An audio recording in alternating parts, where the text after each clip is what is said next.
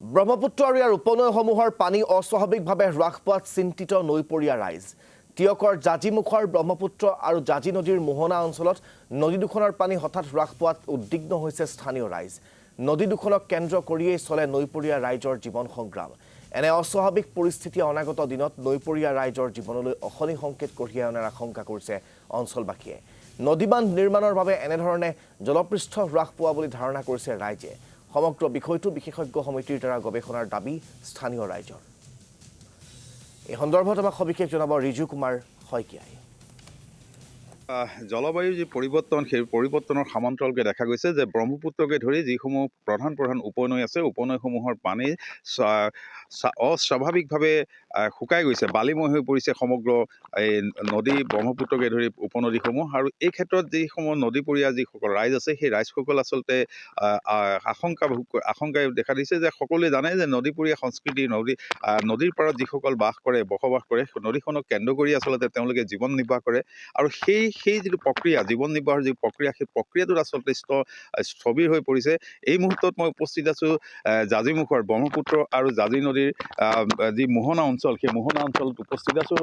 মোৰ সহযোগে দেখুৱাইছে, সামগ্ৰিক দৃশ্য দেখুৱাইছে যে যোৱা ৫-৬ বছৰ ধৰি দেখা গৈছে যে এই বাৰিষা কেৱল মাত্ৰ ২-৩ বাবে তাণ্ডৱৰ সৃষ্টি কৰে। আৰু পৰৱৰ্তী সময়ত এই সময়ছোৱাত যিহেতু আজিৰ পৰা ৪-৫ বছৰ আগলৈকে এই সময়ছোৱাত ইয়াত পানী থাকে, এই পানী কিন্তু নাই। এতিয়া চাৰিওফালে কেৱল মৰুভূমি সদৃশ এক পৰিৱেশ। এই দিশে আচলতে যাতায়াত কৰে, মটৰচাইকেলে যাতায়াত কৰে, বাহন চলাচল কৰিব পৰা এক পৰিৱেশৰ সূচনা হৈছে। আৰু ই আচলতে এক অশনি সংকেত।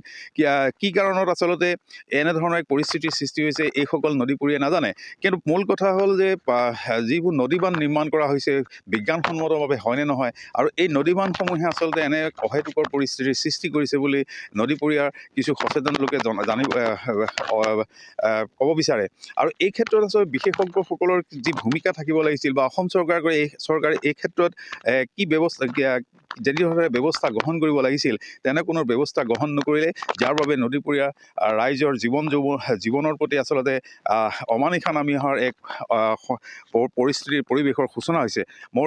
মোৰ সৈতে উপস্থিত আছে এই অঞ্চলৰ কেইবাজনো সচেতন যুৱক। মই তেওঁলোকৰ পৰা ভাষ্য গ্ৰহণ কৰিব বিচাৰিম। কি ক'ব যে এনেকুৱা ধৰণৰ পৰিস্থিতি পূৰ্বতে কেতিয়াবা দেখা হৈছিলনে? হয়, নমস্কাৰ। যিহেতু প্ৰথমতে ক'ব বিচাৰিম, আমি যিহেতু নৈপৰীয়া অঞ্চলত বসবাস কৰা মানুহ, আমি এই নৈক কেন্দ্ৰ কৰি আমি নৈক পূজা কৰোঁ, নৈক মা হিচাপে মানুহ, নৈৰ ওপৰতে আমি আমাৰ জীৱিকা নিৰ্বাহ কৰোঁ, আমি আমাৰ জীৱন নিৰ্বাহ কৰোঁ। নৈৰ ওপৰতে বিভিন্ন ধৰণৰ আমাৰ কাম কাজ সম্পন্ন হয়। গতিকে আমি এনেকুৱা এটা দৃশ্য আমি প্ৰথমতে কেতিয়াও দেখা নাছিলোঁ, আগতে কেতিয়াও দেখা নাছিলোঁ।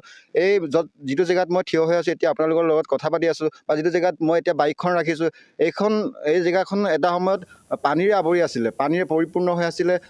আমাৰ এটা লৰালিৰ এটা সপোন আছিলে যে কেতিয়াবা এই নদীখন শুকাব, আমি ইয়াত পাৰ কৰিম, আমি ইয়াত ক্ৰিকেট খেলিম, আমি ইয়াত বা কিবা এটা ধৰণৰ আমাৰ লৰালিৰ তেনেকুৱা এটা সপোন আছিলে। কিন্তু এতিয়া দেখিছোঁ যে গোটেই নদীখন শুকান হৈ গৈছে। আৰু এনেকুৱা হৈ গ'লে আমি নিশ্চিত ৰূপত জীৱকুলৰ বিনাশ ঘটিবলৈ বেছি টাইম নালাগিব, বেছি সময় নালাগিব। আৰু যোৱাকালি লোকসভাৰ তথ্য অনুসৰি আমাৰ অসমত প্ৰায় ৮০০ কোটি ঘনমিটাৰ জলভাগ হ্ৰাস পাইছে। গতিকে আমি চৰকাৰক এয়া আহ্বান কৰিব বিচাৰিছোঁ, কেৱল পানী কিমান কমিছে সেয়া আমাক জনালেই নহ'ব, কিহৰ কাৰণে কমিছে বা ইয়াৰ পৰিণাম আমাৰ কি হ'ব বা ইয়াৰ সমাধান কেনেকৈ হ'ব সেয়া নিশ্চিত ৰূপত আপোনাক এই মুহূৰ্তত ধন্যবাদ জ্ঞাপন কৰিছোঁ।